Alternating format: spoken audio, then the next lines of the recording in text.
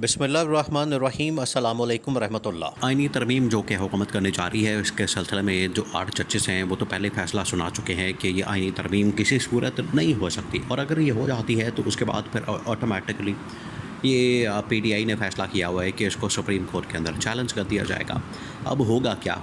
देखिए, पहले आप इसकी जो बैकग्राउंड है कि ये जो सारी तरमीम की जा रही है, इस वक्त जो सारी अमेंडमेंट्स की जा रही है, जो आइन के अंदर जो भी तरमीमें इस वक्त सामने रखी जा रही है, उसमें से तकरीबन कोई 80% 90% जो तरमीम मौजूद हैं वो अदलिया के मतलब है। अदलिया की पोस्टिंग ट्रांसफ़र, अदलिया की जजेस की सिलेक्शन और अदलिया के किरदार के ऊपर सारे मामला जो है वो अदलिया के गर्द घूमते हैं। उसमें से कुछ जो है वो बाकी चीज़ों के मतलब है, जिस तरह से बलूचिस्तान के मतलब एक तरमीम है कि वहाँ पर आपने जो उसकी तादाद है मेंबरान सूबाई असम्बली की बलूचिस्तान के, वो 60 से बढ़ाकर आपने कर देनी है 81। इसके अलावा तो बाकी वहाँ पर जितनी तरमीम पेश की जा रही हैं वो सारी की सारी अदलिया से मतलब है। इस वजह से अदलिया का जो किरदार है वो बहुत अहम हो जाता है, और अदलिया के अंदर एक और ये वारदात डाली जा रही है जिसकी इमरान खान बड़ी सख्ती से मुखालफत करता है। इमरान खान ने तो पहले ही बता दिया था कि ये अदलिया के अंदर हमला है, अदलिया के अंदर एक डिवाइड की कोशिश है, एक तक़सीम की कोशिश है, और इनका मकसद ये है कि हम किसी तरह से इसको तक़सीम करें अदलिया को, जो कि पहले ये कर चुके थे। Justice साबिक़ chief justice Umar Ata Bandial के दौर में इन्होंने इसी तरह से तक़सीम की थी, और काजी फ़ाइज़ ईसा को ये लोग ऊपर लाए थे। उस वक्त क्योंकि काजी फ़ाइज़ ईसा इनको सूट करता था बतौर चीफ जस्टिस, तब 3 महीने पहले नोटिफिकेशन निकाल के काजी फ़ाइज़ ईसा का चीफ जस्टिस का, और ये बैठ गए।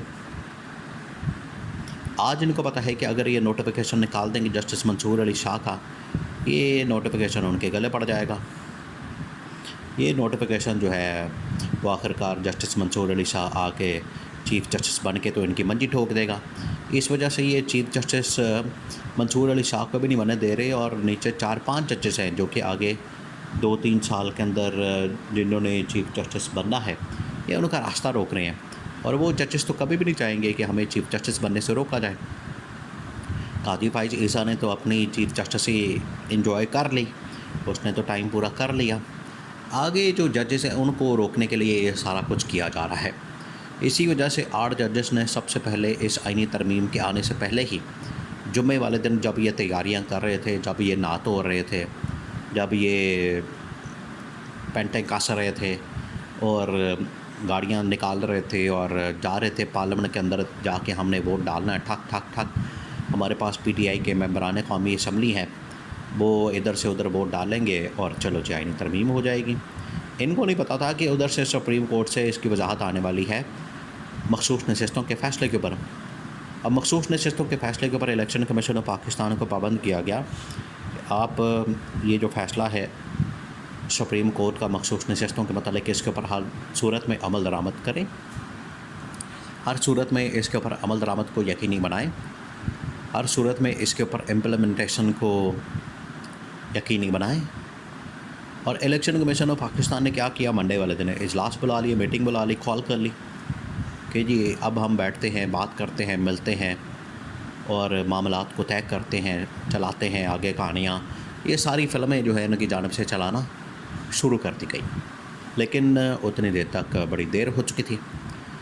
अब आइनी तरमीम, उसके बाद इलेक्शन कमीशन, तो अब उन्होंने तो अपना काम कर दिया कि मखसूस नशिस्तों के ऊपर अगर कोई फ्लोर क्रॉसिंग करने की कोशिश करता है, मखसूस नशिस्तों के ऊपर अगर कोई डाका मारने की कोशिश करता है, मखसूस नशिस्तों के मामले पे अगर कोई इधर उधर दाएं बाएं कुछ करने की कोशिश करता है तो उसका रास्ता तो रोक दिया और जजेस ने। ये पहला काम उन लोगों ने किया।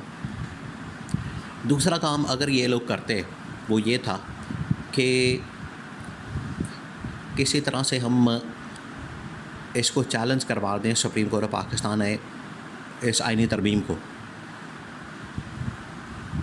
जैसे ही सुप्रीम कोर्ट के अंदर चैलेंज होगी तो वहाँ पर एक बेंच जो है वो इस आइनी तरमीम को उड़ा देगा, और ख़ास तौर पर वो जजेस की तैनाती के मुतालिक, उनकी तादाद के मुतालिक और उनके सिलेक्शन के मुतालिक जो मामलात हैं उसके ऊपर ये उड़ा देगा। अब वो 2-3 तरमीमें हैं, उसको जो है पीटीआई चैलेंज करने जा रही है। अब पीटीआई ने ये जिस तरह से लास्ट वीक बड़ा हैपनिंग हुआ, बड़ी उसके अंदर डेवलपमेंट्स हुई, बिल्कुल उसी तरीके से ये वाला हफ़्ता भी बड़ा हैपनिंग होने जा रहा है, बड़ी डेवलपमेंट्स होने जा रही हैं। और इस हफ्ते के अंदर भी इसी तरीके से ये आईनी तरमीम डिस्कस होता रहेगा। अब ये बल्कि अगले 1 महीने तक होता रहेगा।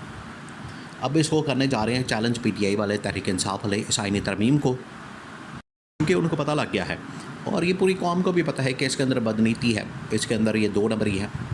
2 नंबरी ये है कि काजी फाइज ईसा को आईनी कोर्ट के अंदर ले आए, आईनी मामलात, रियासती मामलात, हुकूमती मामलात उसमें चले, काजी फाइज ईसा उसको हेड करे। उधर जो है सुप्रीम कोर्ट के अंदर 5 मेंबर्स का एक पैनल आएगा जजेस का और सिलेक्शन होगी। तो ये अपनी मर्ज़ी से नीचे से जस्टिस अमीनुद्दीन खान को चीफ़ जस्टिस बना देंगे। आईनी कोर्ट के अंदर भी अपना चीफ़ जस्टिस काजी फाइज ईसा, उधर भी अपना चीफ़ जस्टिस सत्ते खार। ये है इनका प्लान। अब ये जो तरमीमें हैं ये होनी है चैलेंज और सुप्रीम कोर्ट इनको देखेगा। बाकी अगर इन्होंने कुछ करना है पोस्टिंग ट्रांसफ़र के मतलब या बलूचिस्तान की तादाद बढ़ानी है वो करते रहें, लेकिन ये वाली जो तरमीमें हैं जो कि सुप्रीम कोर्ट को एड्रेस करती हैं, जजेस को एड्रेस करती हैं, जिसकी वजह से जजेस की जो पोजीशन है वो कॉम्प्रोमाइज़ होगी, उसको तो सुप्रीम कोर्ट किसी सूरत नहीं मानेगी और सुप्रीम कोर्ट इनको उड़ा देगी। अब यही फ़ैसला किया गया। इमरान खान के नॉलेज में भी ये सारा मामला लेकर आए हैं, उसकी पार्टी के लोग, इमरान खान की लीडरशिप ने सारा मामला इमरान खान के सामने रखा है और इमरान खान ने भी बता दिया है कि हर सूरत में इस आईनी तरमीम को चैलेंज करना है सुप्रीम कोर्ट के अंदर और